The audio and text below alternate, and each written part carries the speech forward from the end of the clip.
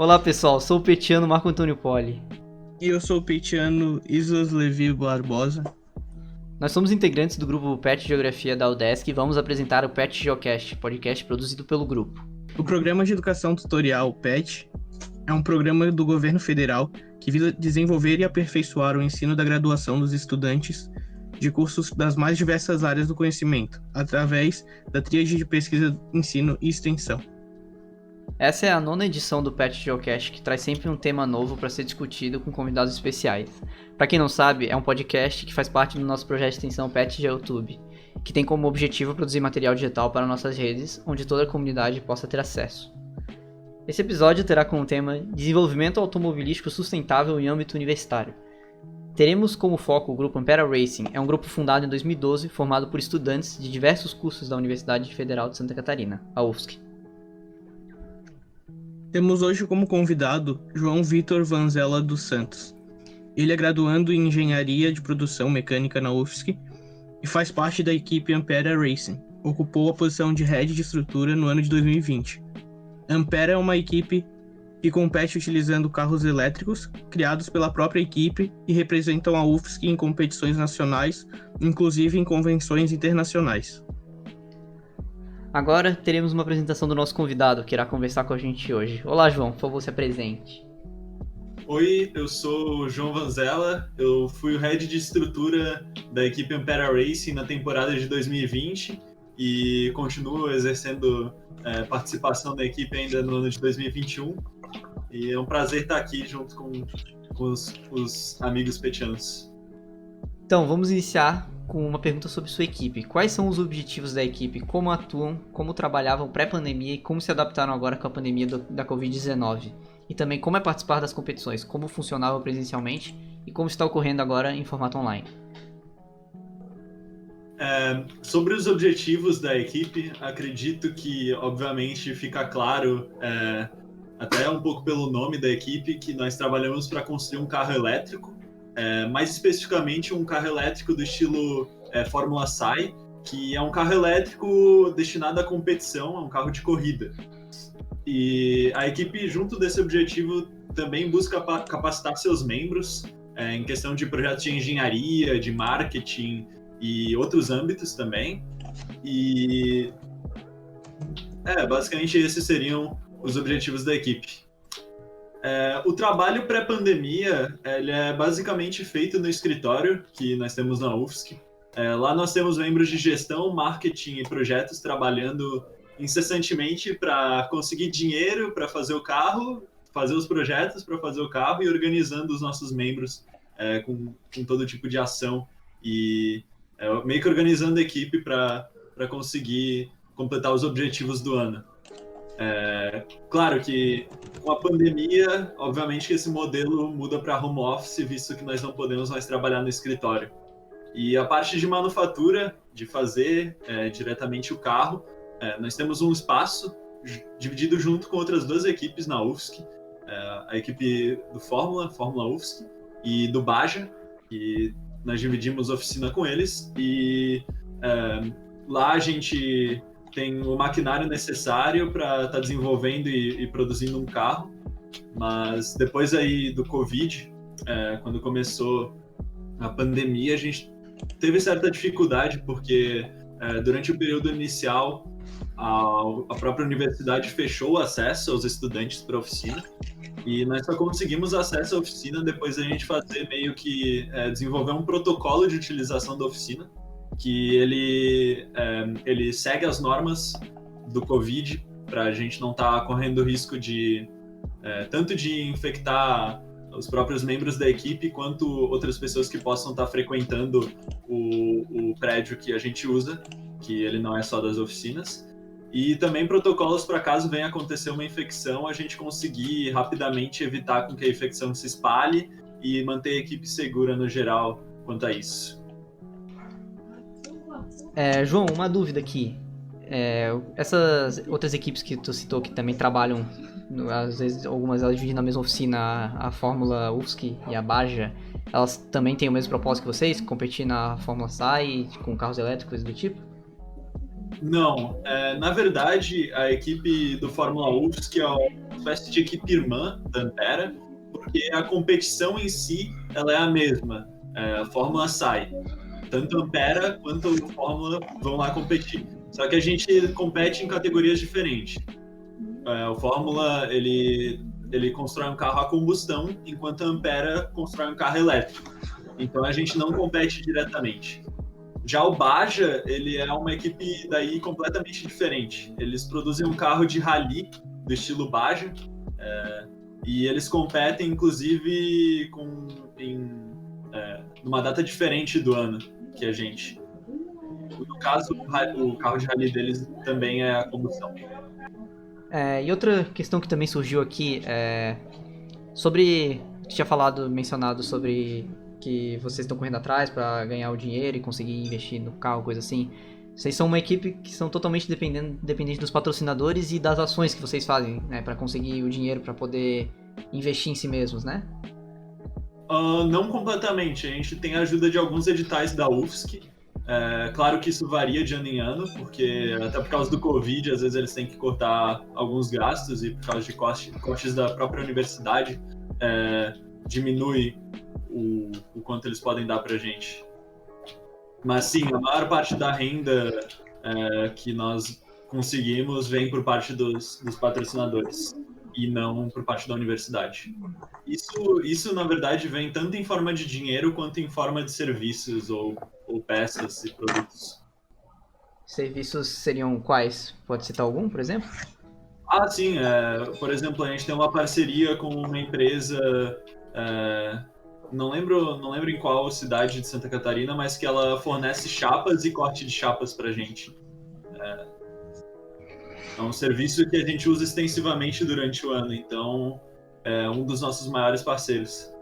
Outra empresa, por exemplo, ela fornece armários para a nossa oficina e tem diversos outros casos. Seguindo com mais uma pergunta, como é para vocês da Ampera a experiência de poderem estar inseridos em questões práticas de diversos cursos já tão cedo? Assim, talvez preparando vocês para o mercado de trabalho, mas ainda assim realizando um trabalho tão importante para a universidade em grandes competições. Acho que todo graduando de engenharia vai concordar com o que eu falo, que o curso de engenharia, principalmente nas fases iniciais, ele é extremamente teórico e ele não mostra verdadeiramente o que um engenheiro, o que e como que um engenheiro vai trabalhar.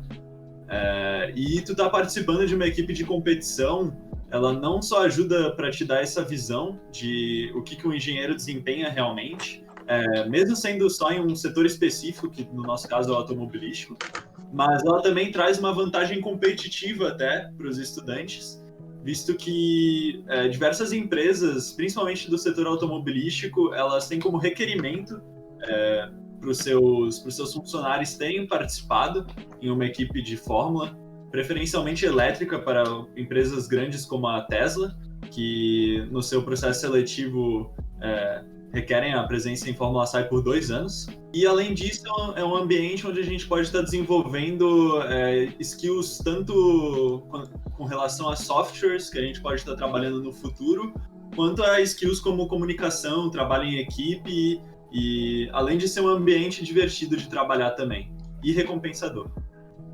Você falou sobre talvez algum processo seletivo para empresas e tal, requerem essa participação na Fórmula SAI.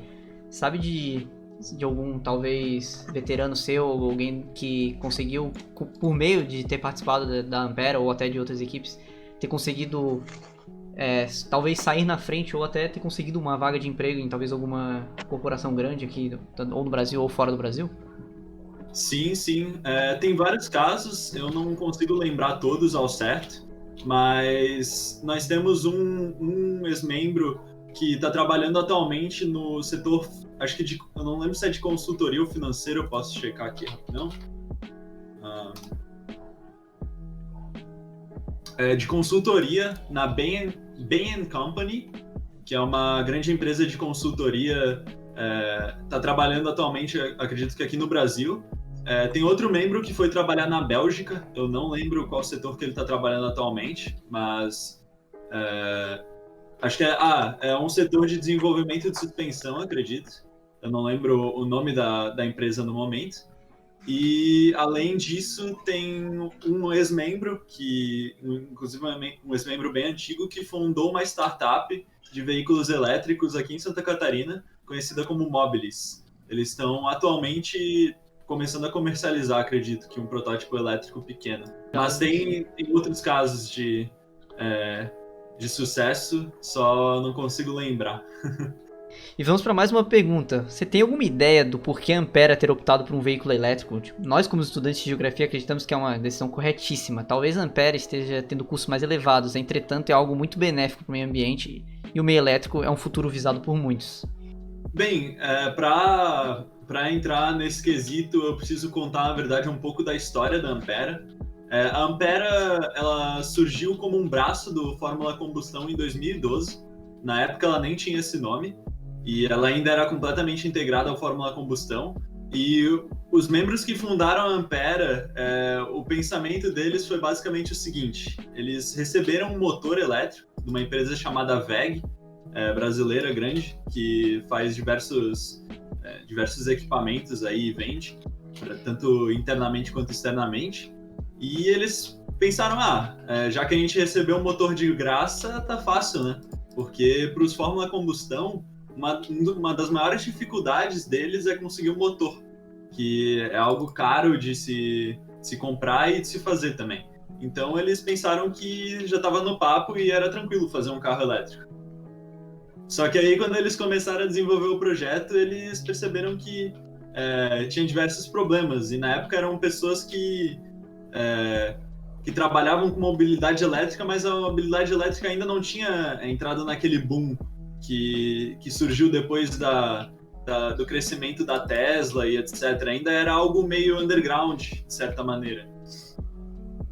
Então eles tiveram diversas dificuldades, tanto em achar material para conseguir fazer o carro, quanto pessoas interessadas até no projeto. Que, se tu for pensar, as pessoas que entram, por exemplo, em engenharia mecânica, eles vão querer, provavelmente, trabalhar com carro a combustão. Normalmente, engenheiros mecânicos pensam muito no setor automobilístico, né? E, no final das contas, em 2012, a equipe não conseguiu fazer um carro, por exemplo. Foi uma tarefa muito árdua para até em 2016, acho que foi o primeiro ano em que, na verdade, o carro conseguiu girar o pneu.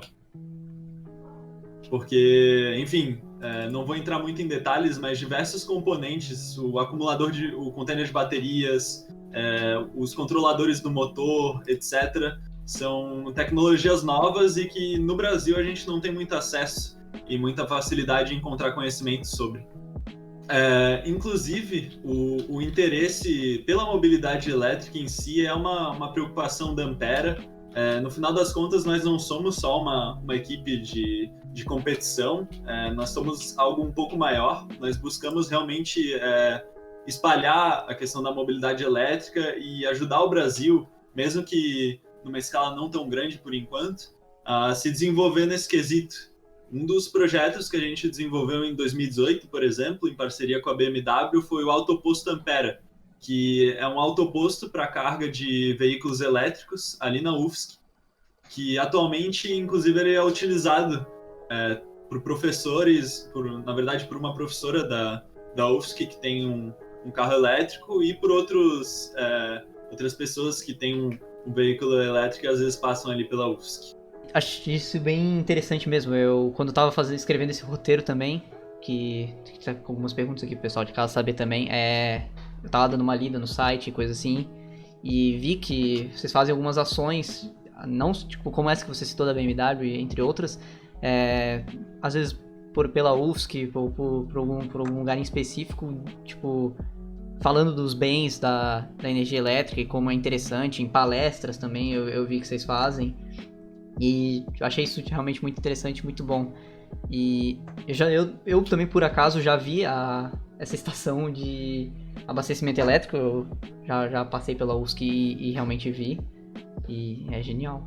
Sim, nós inclusive fazemos um evento que, infelizmente, esse ano ele foi um pouco reduzido e encontrou algumas dificuldades para para ocorrer, então nós acabamos tendo que adiar e fazer uma prévia online, que é a Semana de Mobilidade Elétrica, que foi feita, acredito que desde 2017, nós fazemos, não sei se em 2016 ou 2017, que é um evento que a Ampera promove, que busca disseminar a mobilidade elétrica e trazer diversos players do mercado automobilístico para conversarem e falarem um pouco sobre. Nós já realizamos eventos com a BMW, com a Caoa Chery e com diversas outras marcas também, como a Renault, enfim. Porque o setor automobilístico, ele, querendo ou não, está tentando virar um pouco mais sustentável e está indo para esse lado dos veículos elétricos, e todas as empresas estão correndo atrás e querendo mostrar que elas estão mudando e estão mudando para um rumo mais sustentável. Sobre essa questão que você comentou da disseminação da energia elétrica, vocês recebem um incentivo mais contundente do governo federal ou estadual para disseminar isso pelo estado, pelo país, ou parte mais das empresas privadas, como a BMW, a Chery, que você comentou? O incentivo vem, de certa maneira, por parte do governo, sim, mas não diretamente. Os editais que são liberados para a gente são uma ajuda que o governo dá para a gente, mas a maior parte da ajuda financeira vem sim das empresas, e diversos têm interesse em estar mostrando aí tanto para o consumidor quanto para engenheiros futuros que talvez tenham interesse em trabalhar, que eles estão sim querendo se tornar mais sustentáveis. Qual a sua visão como membro da equipe com relação ao uso de um veículo elétrico e como isso pode impactar o futuro da sociedade? Bem, a minha visão sobre o futuro da mobilidade elétrica e o impacto dela é que nós temos sim uma diferença entre consumo energético de um carro a combustão e o consumo energético de um carro elétrico. Se você for levar em consideração tanto a fabricação quanto os diversos processos que ocorrem dentro de um carro elétrico, desde, enfim, a energia elétrica gerada por alguma usina sendo consumida no motor e etc., fazendo todos os cálculos de rendimento, você vê que o carro elétrico é sim menos poluente do que o carro a combustão. E isso é traz uma grande diferença, porque isso significa que só da gente diminuir a frota de veículos a combustão para uma frota de veículos elétricos, a gente está reduzindo muito o consumo energético. E junto da vinda dos carros elétricos, é claro que a gente tem uma troca para matrizes matrizes energéticas amigas do ambiente, né? Como energias renováveis que não dependem de combustíveis fósseis e acabam não emitindo carbono. Então, a gente tem diversas vantagens que o veículo elétrico traz, que o veículo a combustão simplesmente está ficando para trás. Também, acho que a galera tem um mito sobre veículos elétricos, que é uma coisa muito mal contada sobre o desempenho de um veículo elétrico ser pior do que um veículo a combustão. Isso é com certeza algo que o público, talvez um público com conhecimento automobilístico um pouco menor, não sabe direito, que na verdade o carro elétrico ele tem um potencial de aceleração muito maior do que um veículo a combustão. Eu não vou entrar muito em detalhes do porquê disso, mas eu já testei por experiência o nosso carro, e eu posso dizer que a arrancada de um veículo elétrico, por exemplo, ela dá até de um veículo elétrico de não high-end, um veículo elétrico mais popular, ele te dá a sensação de uma força gravitacional te empurrando para trás muito forte. Parece que tu tá pilotando um carro esportivo até, mesmo que seja um carro normal. E, assim, fora isso, a velocidade máxima do veículo elétrico e a capacidade que a gente chama... Bem que a capacidade dele percorrer longa distância está diminuindo, que era o ponto principal, que ele ficava atrás, há uns anos atrás, de um carro a combustão, mas com empregos de novas tecnologias de baterias e também de novos conceitos aí para motores, etc. Ambos esses pontos que o carro elétrico ficava atrás, agora ele cada vez mais se aproxima de um carro a combustão.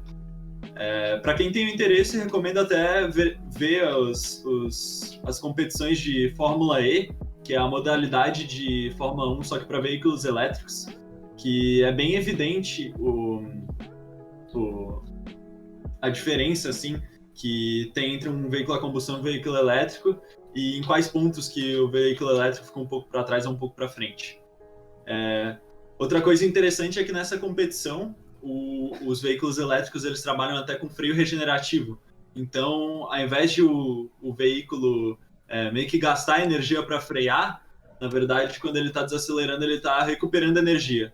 Isso é outro fator que adiciona também a questão do veículo energético ser mais eficiente energeticamente que um carro a combustão.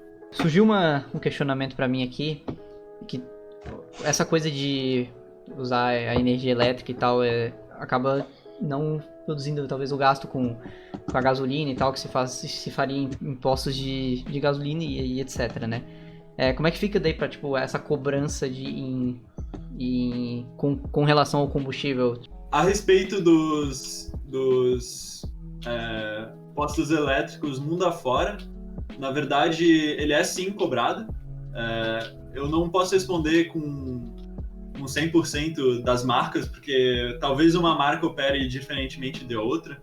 Por exemplo, a gente pode supor que a Tesla ela cobra X dólares, por exemplo, por uma recarga, mas a Renault ela está fazendo um serviço de graça, por exemplo. Pode ser que isso ocorra em algum lugar, mas eu não tenho certeza. Mas aproveitando o gancho dos autopostos elétricos, uma curiosidade que acho que a maior parte das pessoas não sabe é que o carro elétrico, ele não só pode ser carregado em casa, em tomadas convencionais, como um mito que as pessoas têm é que a recarga num veículo elétrico é muito lenta e é um processo chato. Quando, na verdade, as empresas de veículos elétricos elas estão investindo nos autopostos e eles têm um cabo especializado para cargas rápidas, que acho que no caso da Hyundai ou da Renault, eu não lembro ao certo qual das duas o modelo de carro deles é abastecido em no máximo 8 minutos num posto. Isso é quase nada, assim. E as próprias empresas, elas investem até em algumas outras coisas dentro do carro, como, por exemplo, acho que o mais conhecido é o carro da Tesla, que você pode literalmente jogar videogame enquanto espera o carro carregar e fazer outras coisas. Então, até nesse sentido, as empresas buscam inovar. Outro questionamento surgiu com relação ao piloto, ou a pilota, que vai dirigir o veículo. Como é que faz a formação desse? Você sabe como é que funciona para alguém que talvez queira dirigir o veículo, o que ela precisa ter, o que ela precisa saber, alguma coisa assim, para na hora de competir? Bem, a primeira coisa que ela precisa ter para competir é uma carteira de motorista, indispensável aí mesmo para estar pilotando o nosso carro. Agora, para competir profissionalmente é um processo um pouco mais complicado, ou semi-profissionalmente também. Vou dar o exemplo da Ampera, que muita gente não sabe, mas para um piloto, principalmente um piloto de competição, não é importante só você saber pilotar bem e ter muitas horas em um simulador de corridas e muitas horas pilotando um carro para você ser um bom piloto. É preciso também condicionamento físico, porque diversas provas elas requerem bastante do piloto fisicamente, e também é preciso ter um preparo mental, porque é algo... Bem, correr é uma competição e é psicologicamente abalante para um piloto estar competindo diariamente em diversas competições. Seja pela pressão, seja pela competição em si, o fato de você estar o tempo inteiro tentando passar por alguém, etc. Acho que é extremamente válido para um piloto ter um acompanhamento psicológico. E, além disso, é preciso de muita dedicação, né? É um cenário muito competitivo, o cenário para quem quer começar a pilotar. Se você tomar o exemplo da Fórmula 1, os pilotos que estão lá agora, eles desde criança já estavam correndo com kart. Quando eles crescem um pouco mais, eles às vezes vão até competir em modalidades assim um pouco mais, eu posso dizer, com carros um pouco maiores que o kart. E desde criança, na verdade, eles tentam fazer isso. Então é um cenário até muito competitivo e muito difícil de estar entrando. Ok, agora vamos para a nossa última pergunta. O quão gratificante é para vocês da Ampere terem disputado uma competição internacional e terem tido um desempenho tão bom? Eles foram citados em mídias grandes do Brasil como G1 e aqui no estado a NSC. Quais foram os resultados alcançados para que o nosso público saiba dos feitos da equipe e o que essas conquistas significam para vocês como equipe? Bem, a Ampera participou de uma competição online que surgiu devido à necessidade de a gente estar em quarentena. Foi desenvolvida pela equipe da Fórmula East, que é a competição do leste europeu de Fórmula Student, que é basicamente a mesma categoria que a gente tem aqui no Brasil, só que europeia. E ele foi um evento completamente online desenvolvido, que ele visa não levar em si o projeto prático à pista, que seria você ter o carro montado e colocar ele para correr. Ele é uma competição que não busca isso. É uma competição que busca avaliar os projetos que a gente desenvolveu em diversos quesitos, né? Basicamente, avaliar a engenharia que foi feita e também consistir em provas dinâmicas com simuladores, que aí as diversas equipes participantes competiam. Agora, sobre a participação da nossa equipe, para contar essa história, eu preciso voltar um pouco aí no que aconteceu em 2020, que a equipe ela meio que estava num impasse, porque a competição brasileira, a gente ainda não sabia o que ia acontecer, se ela seria adiada, se a gente teria competição na mesma data que era para acontecer, se a pandemia ia aliviar até essa data ou se ela ia continuar por mais tempo, né? No final das contas, ela continua até hoje. E a equipe nesse rumo de indecisão, a gente resolveu se agarrar à única coisa que a gente tinha certeza, que é que participar de uma competição online definitivamente traria muito conhecimento para a equipe e seria uma oportunidade incrível de estar testando meio que os projetos que a gente desenvolveu durante o ano. O único problema é que, diferente das equipes europeias, a gente no nosso cronograma não estava na fase de terminar os projetos. Ou seja, enquanto eles já estavam com os projetos completos e já trabalhando na gestão aí de preparar apresentações, esse tipo de coisa, porque a própria competição deles ocorre num calendário diferente da nossa, a gente estava meio que um passo atrás, com os projetos ainda não terminados e sem o preparo prévio para estar participando da competição nesse sentido. Então, a gente resolveu participar faltando mais ou menos 2 meses antes do começo da competição. A gente pagou a inscrição e começou a trabalhar intensamente ali 2 meses antes em junho, que a competição era em agosto. E nós já tínhamos várias entregas que a gente precisava fazer ali no período de julho e até de junho, acho. Então, foi um período muito intenso de trabalho para a equipe ter que terminar todos os projetos em 2 meses e ainda preparar um material para apresentação que a gente tinha que estar fazendo para os juízes completamente em inglês, que é diferente aí do que a gente normalmente está acostumado. Bem, depois de todo esse esforço por todos os membros da equipe, a gente conseguiu entregar tudo dentro do prazo e, inclusive, nós fomos chamados como um dos 3 finalistas para a prova do Design Finals, que era a maior prova da competição, que é a avaliação em si do projeto que a gente apresentou. Nós ficamos junto com 2 grandes equipes, ambas alemãs. Agora eu não lembro o nome da equipe das 2 que a gente competiu. A gente participou na competição e chegamos às finais contra a equipe da cidade de Munique, da Alemanha, e a equipe Curie-X, da cidade de Aachen. E são duas grandes equipes de Fórmula Student alemãs.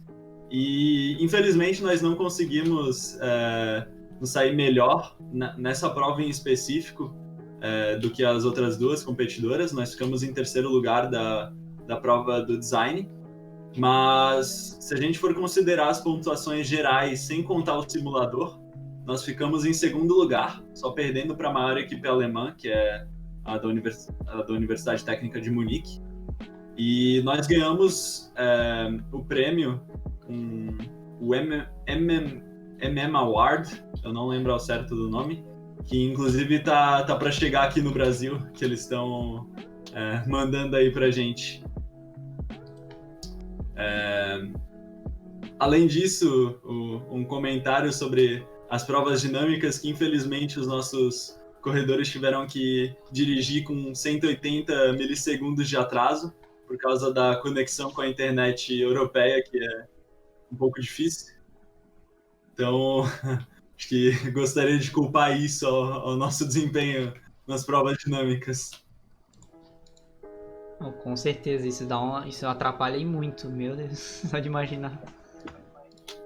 Além da prova do Design Finals, a equipe conseguiu também ficar no pódio da prova de Business, que consistia em você resolver um case para os juízes a respeito de um desenvolvimento inovador no contexto da pandemia. Bom, chegamos ao final, pessoal. Novamente, nós do PetGel gostaríamos de agradecer a sua participação, João. Foi de extrema importância e nos ajudou a compreender melhor diversas questões presentes em nosso dia a dia. João, se você quiser deixar uma mensagem para o público e também divulgar as redes da Ampera, sinta-se à vontade. As mesmas estarão na descrição do podcast. Primeiramente, obrigado pela oportunidade de estar falando um pouco sobre a equipe que eu participo e divulgar o trabalho que a gente faz.